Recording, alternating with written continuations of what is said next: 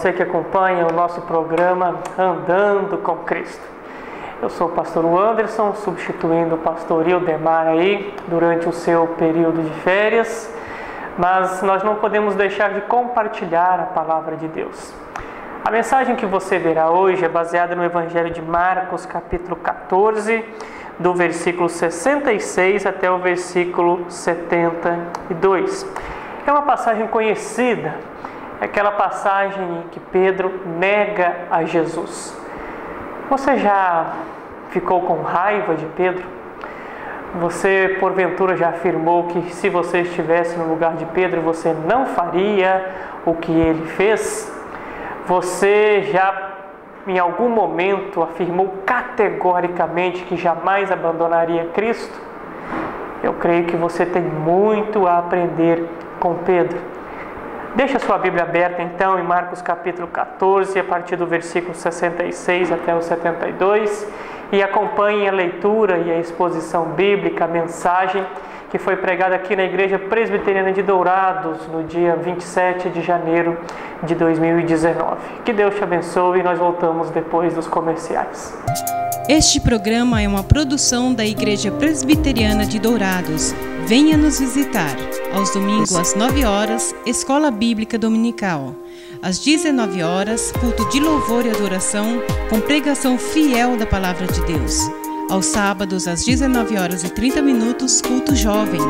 E todas as quartas, às 19h30, curso bíblico, uma visão panorâmica da Bíblia, livro por livro. Venha e traga toda a sua família.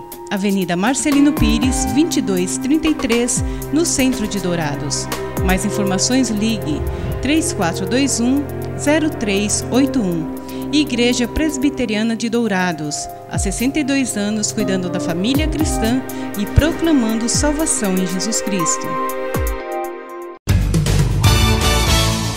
Eletrocar Centro Automotivo, uma empresa que possui profissionais especializados e altamente treinados para cuidar do seu veículo. A Eletrocar trabalha com mecânica em geral, autoelétrica, injeção eletrônica, carburação e ignição, e a Eletrocar possui uma loja de autopeças para todas as marcas e modelos, baterias com garantia e durabilidade, troca de óleo com as melhores marcas do mercado. E se você vai viajar, fale com o amigo Clorival e deixe o seu veículo nas mãos de quem entende do assunto. Eletrocar, Rua dos Missionários, número 784, em Dourados. Mais informações, 3422-7507. Farmavida, há 19 anos formulando medicamentos com qualidade. A Farmavida manipula também fitoterápicos, cosméticos com formulações rejuvenescedoras, shampoos, hidratantes, filtros solares. Tudo monitorado e testado em laboratório analítico farmacêutico. Os seus produtos possuem padrões rígidos sanitários e têm compromisso com o meio ambiente. Farmavida, Rua Hilda Bergo Duarte, número 296, no centro de Dourados. Mais informações, 3422-2859. Farmavida, a saúde em primeiro lugar.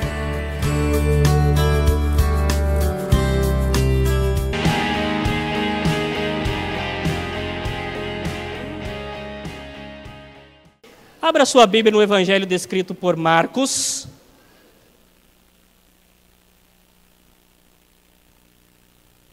Capítulo 14, a partir do versículo 16. Quer dizer, 66. Enquanto você abre a sua Bíblia, os irmãos da mocidade estarão ao final do culto ali na porta para tirar dúvidas a respeito do acampamento, para receber pagamentos, enfim. Toda dúvida que você tiver, pastor, lá em casa tem 3 filhos, está pesado o orçamento, converse com ele. As suas inscrições só podem ser feitas pela internet. Pastor, não entendo nada de internet. Passa aqui na secretaria durante a semana, que a secretaria faz para você. Mas não vai ser feito no papel, tá? Nós publicamos no site da igreja, no WhatsApp, é só clicar e 5 minutos você se inscreve. É muito melhor do que você vir aqui debaixo do sol e ter que retornar, tá bom? Então fique atento, nós estamos correndo todas as semanas no WhatsApp, no Face da igreja, no site da igreja, ipbdourados.org.br, está lá, é só clicar em cima do link do acampamento, super simples, super simples. Então, ao final do culto, o pessoal da mocidade estará ali para tirar dúvidas a respeito do acampamento, ok? Evangelho descrito por Marcos, capítulo 14, a partir do versículo 66.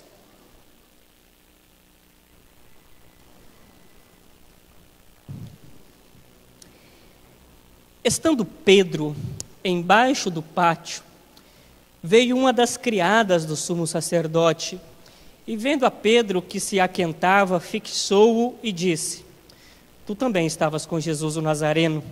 Mas ele o negou, dizendo: Não o conheço, nem compreendo o que dizes. E saiu do alpendre, e o galo cantou.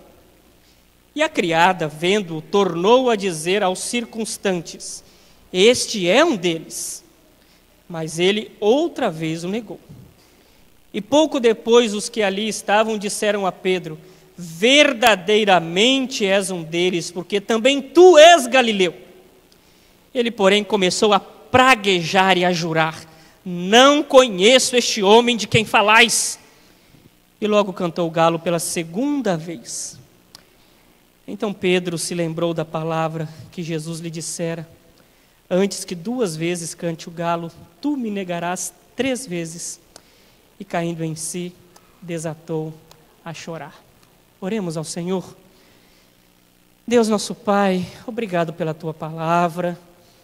Obrigado por esta igreja reunida na cidade de Dourados nesta noite. Obrigado pelos meus irmãos, pelas minhas irmãs, por cada jovem, criança e adolescente aqui presente. Ó Deus, fala conosco, que a tua palavra seja o alimento das nossas almas neste instante. Não permitas, ó Pai, que as preocupações cotidianas tirem o nosso foco das Sagradas Escrituras que apontam para Cristo. Dá-me capacidade, ó Pai, de apenas esclarecer aquilo que está aqui anunciado. E tem misericórdia de mim. É a minha oração em nome de Jesus. Amém. Olhei sua Bíblia uma página atrás, ou 2, né? Dependendo da versão aí, para nós entendermos a cena que está desenhada, o decorrer dos fatos, até o relato em que Pedro nega a Jesus. Dá uma olhadinha aí no próprio capítulo 14, a partir do versículo 12. Então, Jesus celebra a última Páscoa e com isso ele também institui a ceia. Quando ele sai dessa celebração, que era no cenáculo, em que muitos apontam como se fosse um terraço numa casa, outros apontam como se fosse uma sala no interior de uma residência. Mas era um cômodo reservado em que cabiam eles.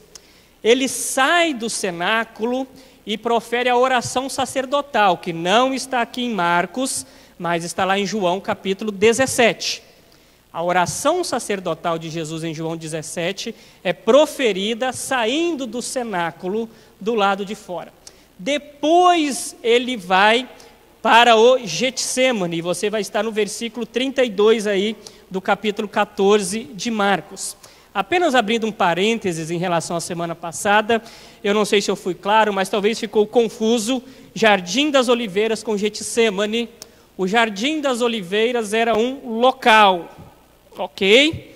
E Getsêmani era, digamos, um espaço dentro do Jardim das Oliveiras voltado para a prensa das uvas, ou lugar de prensa, como aqui é colocado, ok? Então, o Monte das Oliveiras é uma coisa e o Getsêmani é um jardim localizado no Monte das Oliveiras, para ficar bem claro geograficamente. Então, aí a partir do versículo 32, que é aquilo que nós caminhamos, aliás, versículo 27 também é importante para nós, né?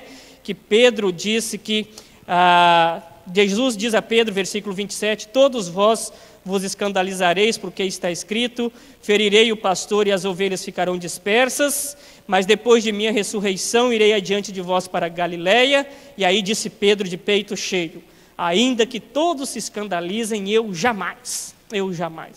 antes de Jesus ir para o Getsêmani.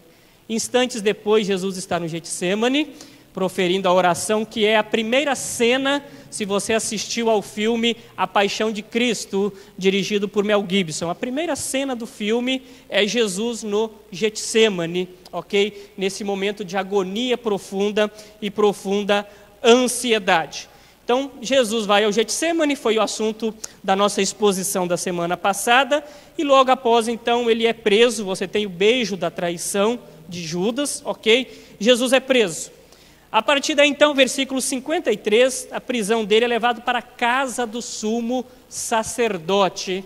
Essa casa era extremamente espaçosa. A visão que tem dela, para a gente entender geograficamente depois, como que os fatos decorrem, era uma casa que ela tinha como se fosse um pátio interno.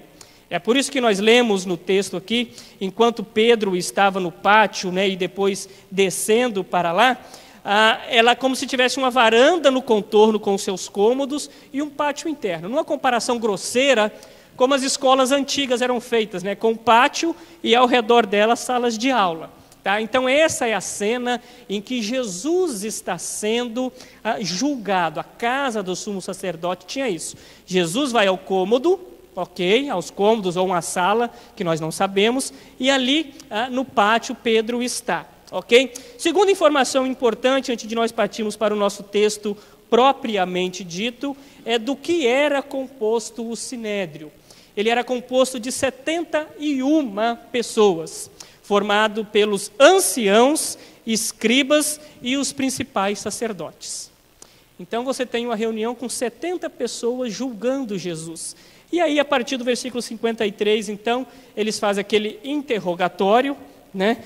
Um paralelo, parece, da época da ditadura, em que o camarada é obrigado a confessar, né? E Jesus não dá material para eles, mas ele entende-se que é o Cristo, ok? E começa a série de horrores de escárnio de Jesus, com bofetadas, cuspidas e por aí vai. Então, enquanto Jesus está passando por este julgamento, este interrogatório, ok? Pedro está do lado de fora, então, no pátio, ok? Segunda informação, o julgamento de Jesus foi um julgamento religioso. Jesus é julgado dentro da lei judaica. O julgamento vai depois nas mãos de Pilatos, porque não se podia exercer a pena de morte sem a permissão, né, do governo civil da época, que era exercido por Pilatos, governador, né, e depois o sumo sacerdote, o imperador, ok? Mas tudo isso pelo qual Jesus está passando é um julgamento religioso, tá? Com autorização de Roma, que dava certa liberdade aos judeus para seguirem conforme as suas próprias leis. Então a cena é essa. Jesus com 70 homens passando por interrogatório e Pedro no pátio. Algumas coisas interessantes para nós caminharmos aqui. O texto é curto, mas há algumas coisas ou alguns aspectos muito belos para nós estamos caminhando aqui e umas lições por demais importantes, ok? Então, o local que Pedro está, primeiramente, é embaixo, no pátio, e aí vem uma das criadas do sumo sacerdote e, vendo a Pedro que se aquentava, fixou-o e disse: tu também estavas com Jesus, o Nazareno. Versículos 66, e 67. Duas coisas importantes a serem observadas aqui para nós olharmos ao texto. Primeiro, é o ímpio ou o não seguidor de Jesus questionando o seguidor. Você tem aí toda a vassalagem, ou todos os criados do sumo sacerdote que serviam, e eles questionando a Pedro a esse aspecto. Era frio, muito provavelmente o inverno em Jerusalém. E aqui você tem uma ironia enorme. Jesus sendo queimado, não literalmente, mas moído na sala, e Pedro se aquentando aqui ao fogo no pátio. E aí você tem então o primeiro questionamento. Tu também estavas com Jesus, o Nazareno. E aí você tem a primeira negativa, versículo 68, não o conheço, nem compreendo o que dizes, e saiu para o alpendre. Então, a partir da primeira negativa, Pedro sai. Muitos comentaristas dizem que talvez numa tentativa de fuga, porque ele entra, digamos, de forma, não sei se disfarçada ou junto com a multidão, com os serviçais, mas agora, como ele vê que as pessoas identificam ele e que todos os que estão ali são os hostis a Cristo, ele tem uma primeira tentativa de fuga, mas só que essa tentativa não dá certo. E aí agora nós vamos para o versículo 69. E a criada, vendo, tornou a dizer aos circunstantes. Ok? Agora a segunda fala não é com Pedro, mas vendo ele na tentativa de fuga ou se afastando, ela conversa com os demais. Está vendo aquele ali? É seguidor do Nazareno que está lá dentro. Era próximo a ele. E aí agora a segunda vez ele nega. Versículo 70. Mas ele outra vez o negou. E pouco depois os que ali estavam disseram a Pedro: verdadeiramente és um deles, porque também tu és galileu. Por que eles identificaram que ele era galileu? Os 4 evangelhos registram essa passagem. E Mateus e Lucas identificam ele que quem falava ou quem era da Galileia tinha um modo de falar peculiar, ou peculiar, dependendo da origem da pessoa. Então não poderia deixar de se entregar, não tem jeito, né? Um carioca nato não tem como disfarçar. Você sabe que ele é esperto, né? E não tem como ele disfarçar a forma dele falar. Assim também era com aqueles cuja origem era da Galileia. O modo de falar dele, o sotaque o entregava. Lição simples e clássica aqui para nós, na voz de Pedro: mentira tem perna curta e o pecado nos cega de tal forma que às vezes nós tentamos disfarçar o indisfarçável. Tentamos negar o inegável. Vamos caminhando. Versículo 71. Ele, porém, começou a praguejar e a jurar: não conheço esse homem de quem falais. E logo cantou o galo pela segunda vez. Aqui eu tenho algumas coisas a esclarecer para vocês. Pastor, eu aprendi desde criança que o galo canta uma vez só, depois de Pedro negar. Que história é essa do galo cantar 2 vezes em Marcos? Porque se eu leio Mateus, se eu leio Lucas e se eu leio João, o galo canta uma vez só. A explicação é simples, nas próprias palavras de Jesus. Volta 2 páginas ou 1 aí, no capítulo 13, versículo 35.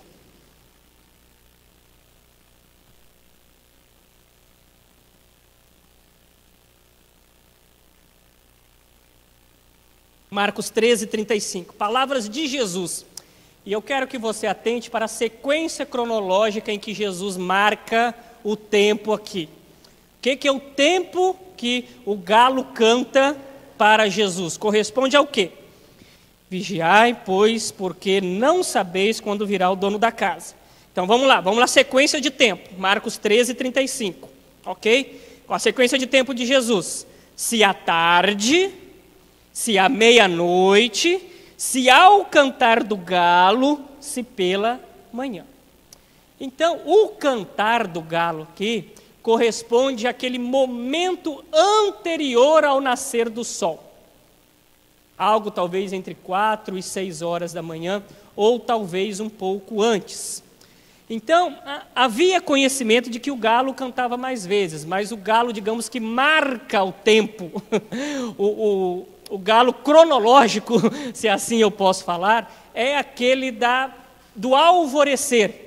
Né? Aquele que a gente está na cama e briga com ele quando ele toca e nós ficamos nervosos. Poderia cantar à meia-noite, como é o que provavelmente aconteceu aqui no relato do 66 ao 72. Mas os discípulos sabiam claramente que as palavras de Jesus no 35 referia-se ao galo do alvorecer, ao cantar do alvorecer. Ok? Então não há nada de errado, é só simplesmente um registro de que teve um galo que cantou, ou o mesmo galo cantou à meia-noite, 1h, mas o que Jesus disse nas palavras de Jesus, ou o que importava para Jesus, era o cantar próximo ao alvorecer. Portanto, os evangelistas não são contraditórios, eles apenas registram o mesmo fato com palavras diferentes, e o importante é o galo que cantou, ou o cantar depois da segunda vez aqui do relato de Marcos. Então Pedro se lembrou da palavra que Jesus lhe dissera: antes que 2 vezes cante o galo, tu me negarás 3 vezes. E caindo em si, desatou a chorar. A descrição dos fatos aqui no texto é simples, né? É fácil você visualizar o que está acontecendo aqui. As palavras de Pedro não tem nada de difíceis, as palavras dos criados aqui também não tem nada de difícil em termos de interpretação, é uma cena clara. E eu quero partir já para a nossa segunda-feira, à luz desse episódio na vida de Pedro, negando a Jesus. Como é que pode um homem que disse: ainda que me seja necessário morrer contigo, de modo algum te negarei. Ele diz com mais veemência: ainda que me seja necessário morrer contigo, de acordo com Marcos, de modo nenhum te negarei. De acordo com Lucas: Senhor, estou pronto para ir contigo, tanto para a prisão como para a morte. Primeira lição que nós temos com Pedro: a soberba precede a ruína. Aquele que está em pé, veja que não caia. Esse negar relatado aqui foi fruto de todo um processo da arrogância, da autoconfiança exagerada. Foi fruto também da comparação que Pedro fazia dele com os demais, se achava melhor do que os outros. Ainda que todos se escandalizem, eu jamais. Ainda que venhas a ser tropeço para todos, nunca serás para mim. Os outros te abandonam, eu não. Considerou-se melhor que os outros. Considerou-se espiritual demais. Achou que tinha pedigree por andar com Jesus. Jesus me chama à parte para orar. Olha só. Tinha multidão, dessa multidão ele escolhia 12, desses 12 eu estou lá nos 3, Pedro, Tiago e João, é nós, estamos fechados. Eu não nego a Jesus, eu não abandono Ele em hipótese alguma. A queda de Pedro foi proporcionada por uma exagerada autoconfiança e também por uma avaliação de superioridade em relação àqueles que estavam ao redor dele.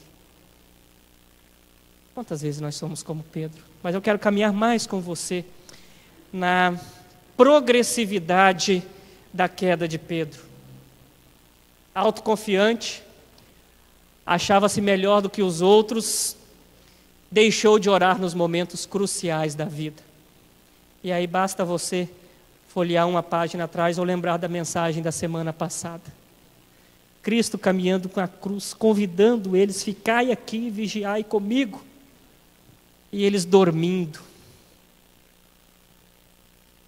E aí que nós aprendemos semana passada, Cristo com os joelhos dobrados depois da agonia, sai fortificado. Os discípulos dormindo no momento da agonia, saem fraquejados, dispersos e abandonam a Cristo. Nos momentos cruciais da nossa caminhada cristã, ao invés de dobrarmos os joelhos, via de regra, nós caminhamos para outros recursos que não os recursos divinos. Já se disse que quando o homem trabalha, mas quando o homem ora, Deus trabalha. Aquele momento de Jesus no Getsemane era um momento mais importante, talvez, ou um dos momentos mais importantes na história do universo. Era um momento cósmico, em que toda a ira divina seria derramada sobre Cristo. Cristo estava se preparando para isso. Já estava tendo as primeiras, digamos, alfinetadas do sofrimento que ele teria lá na cruz. Distante do Pai, que ele tinha que experimentar esta solidão. E aí, quando Cristo pediu que eles orassem junto, eles dormiram. Pedro caiu porque seguia e afastou-se de Jesus. O texto de Marcos não relata, mas o texto de Mateus dizia que depois que prenderam Jesus, Pedro o seguia de longe. Aquele que devia estar próximo, agora está vergonhosamente distante de Jesus. E aí o ápice, antes da negação, assentou-se na roda dos escarnecedores. Lucas, falando do mesmo texto, diz que acenderam fogo no meio do pátio e juntos se assentaram, e Pedro tomou lugar entre eles, entre aqueles que estavam julgando Jesus, entre aqueles, não que estavam julgando, mas que eram mancomunados com o julgamento de Jesus.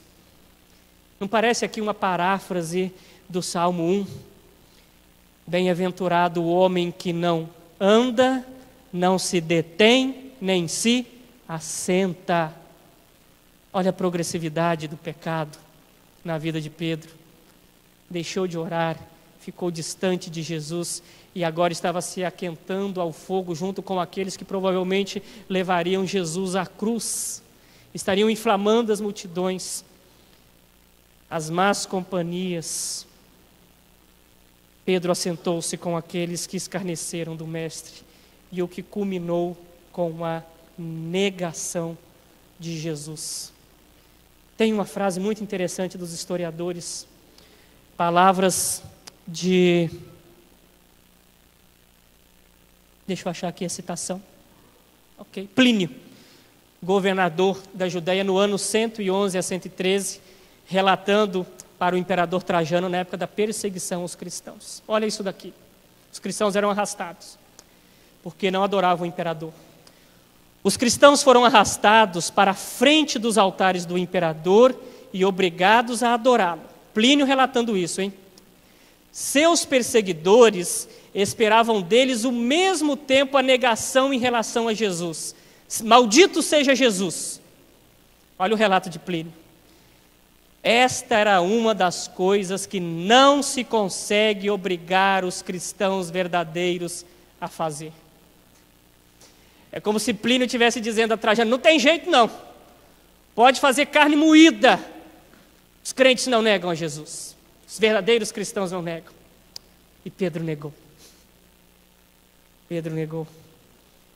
Policarpo tem uma frase linda, um dos mártires do primeiro século da igreja também, quando com mais de 80 anos ele foi convidado a negar Jesus, ele falou, eu tenho servido a esse Deus há mais de 80 anos, ele nunca me deixou só, iria eu agora negá-lo? E morreu. Se você ler o livro dos mártires, há relatos de mães com seus filhos na frente, soldados romanos tirando o cabelo dos filhos na frente das mães, mandando elas negar a Cristo. Elas não negavam. E morriam junto com seus filhos. Todos nós somos Pedro em algum momento da nossa caminhada cristã. Somos Pedro quando na universidade temos vergonha de assumir a nossa identidade cristã. Somos Pedro quando nos calamos diante da injustiça e preferimos o prazer dos pecadores a seguir a Jesus Cristo. Somos Pedro quando trocamos o prazer da mesa do Senhor pelo prazer da mesa dos escarnecedores e dos pecadores. Somos Pedro em dezenas de ocasiões. Somos Pedro quando nos achamos autoconfiantes demais aqui na igreja. Somos Pedro quando achamos que somos melhores do que os demais. O texto bíblico aqui, e aqui tem um aspecto literário muito interessante, Marcos não relata com detalhes quando diz aqui que ele começou a praguejar. Mas os outros evangelistas, aqui tem uma questão textual que muitos comentaristas dizem que ele começou a praguejar Jesus, e não a si mesmo, a fim de tentar convencer aqueles que perguntavam ele de que ele não era cristão, ou de que ele não era um seguidor de Cristo. Nós caminhamos para isso também. Mas graças a Deus, que nós não somos chamados apenas ao fundo do poço. A esse Pedro que negou a Jesus 3 vezes, há a possibilidade de restauração. E como que Cristo restaurou Pedro? Vai ficar como dever de casa, mas eu quero apenas apontar algumas coisas muito interessantes. O que Pedro teve que passar para ser restaurado? Primeiro teve que chorar. E caindo em si, desatou a chorar. Os outros evangelistas dizem chorou amargamente. Qual foi a última vez que você chorou pelos seus pecados? Qual foi a última vez que você teve remorso por negar a Cristo? Qual foi a última vez que você pediu perdão a Deus pelos seus pecados, por tudo aquilo que você faz, como Pedro, dia após dia? A nossa restauração começa com o nosso choro. A nossa restauração começa com o nosso quebrantamento diante de Deus. Mas existe um outro elemento capaz que foi restaurador na vida de Pedro, que foi o olhar de Jesus. Isso aqui é muito belo. Lucas registra que Jesus, fitando, olhou para Pedro. Você consegue imaginar a cena? Pedro negou Jesus 3 vezes, o galo cantou. Jesus, saindo do julgamento dele, olha para Pedro com o seu olhar. E o olhar de Jesus, Lucas registra, por exemplo, na passagem do homem rico, do jovem rico. O olhar de Jesus, o relato de Lucas diz o seguinte: Jesus, fitando-o, o amou e disse. Você consegue entender? Imagina a cena. Lucas está colhendo o relato do episódio de Jesus com o jovem rico. E a testemunha que viu isso falou: Jesus amou esse jovem rico com o olhar. Jesus não falou eu te amo. Jesus olhou. Eu gosto daquele hino, né? Sempre que eu leio a história de Cristo, eu fico a pensar com grande emoção do privilégio que muitos tiveram de ver o seu rosto e sentir sua mão, né? De olhar o seu rosto sereno e meigo, né? E aí ele vai partir para a segunda estrofe, eu não sei ele total, né? Ao ver as gravuras, os quadros pintados daquilo que dizem ser o meu Senhor. Meu ser não aceita o que está na tela, é falsa a inspiração do pintor. Não creio num Cristo vencido, cheio de amargura, semblante de dor. Eu creio num Cristo de rosto alegre, eu creio num Cristo que é vencedor. O olhar de Jesus é penetrante. O olhar de Jesus transforma as nossas vidas. O olhar de Jesus é capaz de trazer o nosso pecado à tona, mas também trazer refrigério para a nossa alma. Lembra quando nós estudamos hoje de manhã a pregação de Paulo, anunciando tempos de refrigério para aqueles que creem em Jesus Cristo? O olhar de Jesus foi um dos processos também na vida de Pedro. E Jesus procura aqueles que têm o coração quebrantado e que choram diante dele. Depois que Jesus ressurge, sabe o que ele faz? Ide e dizei a meus discípulos e dizei também a Pedro. E aí você vai ter o episódio. Pedro, tu me amas, Pedro, tu me amas, Pedro, tu me amas. Pedro vai se lembrar da negativa 3 vezes, mas agora Cristo está lá. Não para jogar na face de Pedro seus pecados, não para pisotear em cima de Pedro seu erro, mas para restaurar a vida de Pedro. E aí Pedro vai ser aquele gigante na igreja que você vê nos primeiros capítulos de Atos, aí na primeira sessão de Atos. Vai pregar 3.000 convertidos, 5.000 na segunda pregação. Curas são feitas. Vai entender que os gentios vêm para a igreja. Mas teve que passar por esse processo. Teve que quebrar o seu orgulho. Teve que chorar amargamente. Teve que contemplar Cristo e passar pelo olhar fulminante, mas amoroso também de Cristo. E foi procurado por Cristo após a ressurreição. Todos nós somos Pedro em algum momento da nossa caminhada. Talvez no orgulho, talvez na comparação com os outros, de se achar melhor, talvez na falta de oração nos momentos cruciais da nossa caminhada. Talvez na nossa passividade em nos assentarmos com aqueles que escarnecem de Cristo e termos prazer nisso. Talvez os nossos palavrões, talvez a nossa religiosidade externa, talvez o nosso pastorado, achando que o simples título de reverendo ou pastor nos torna mais santos e melhores que os outros. Cuidado. Mas o convite que eu faço é esse. Olhe para a queda e restauração de Pedro e trabalhe preventivamente na sua vida espiritual. Mas se caiu, se negou, se tropeçou, Cristo olha para você, domingo após domingo. Cristo faz o convite a você. Cristo grita por intermédio das páginas das Sagradas Escrituras. Restaura, meu filho, vem. Volta para mim. Eu não te chamei para viver cabisbaixo e amargamente, mas te chamei para ter a sua alegria restaurada. Segura minha mão.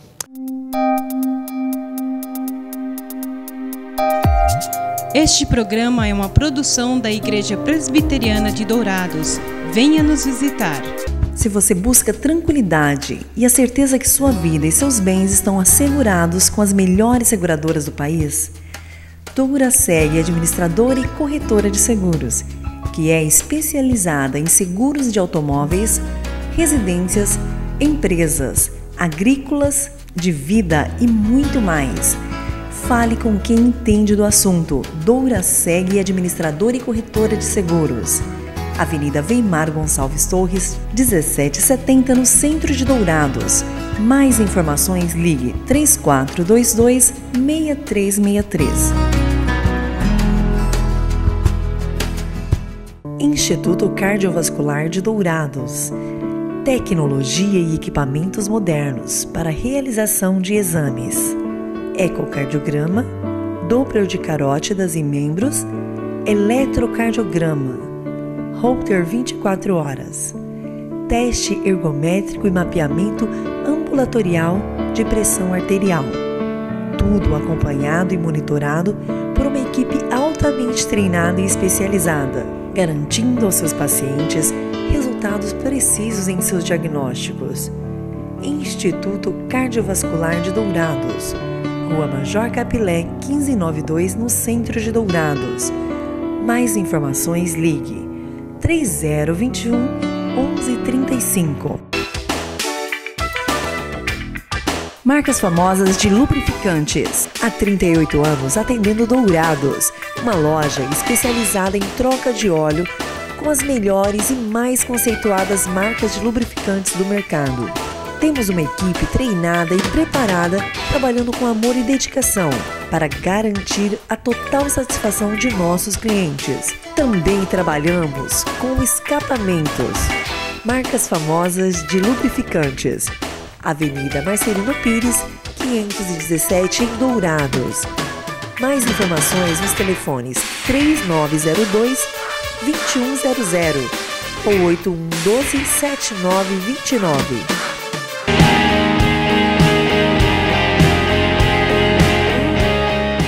Voltamos com o nosso programa Andando com Cristo. E depois dessa mensagem, baseada no episódio em que Pedro negou Jesus, eu gostaria de chamá-lo a algumas reflexões.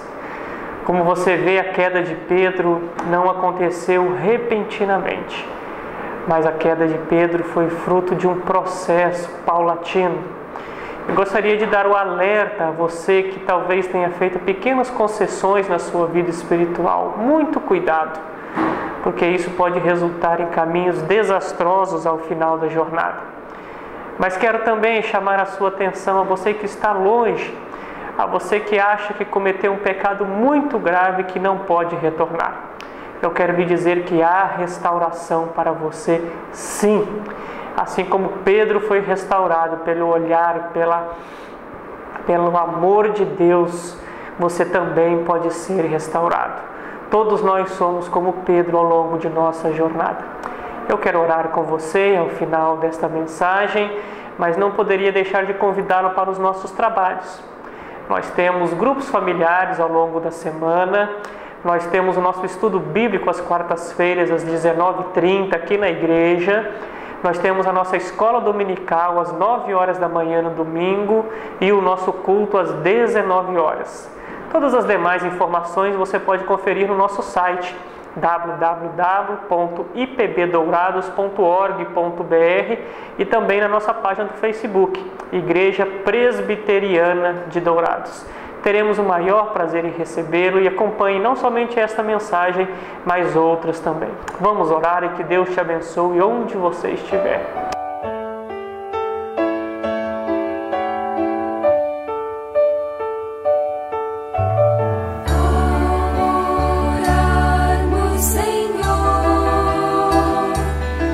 Deus nosso Pai, ao longo da nossa jornada, quantas e quantas vezes nós somos como Pedro, às vezes arrogantes, às vezes distantes, às vezes nós comungamos com aqueles que não amam o Evangelho e de fruto desse esfriamento espiritual, acabamos por negá-lo.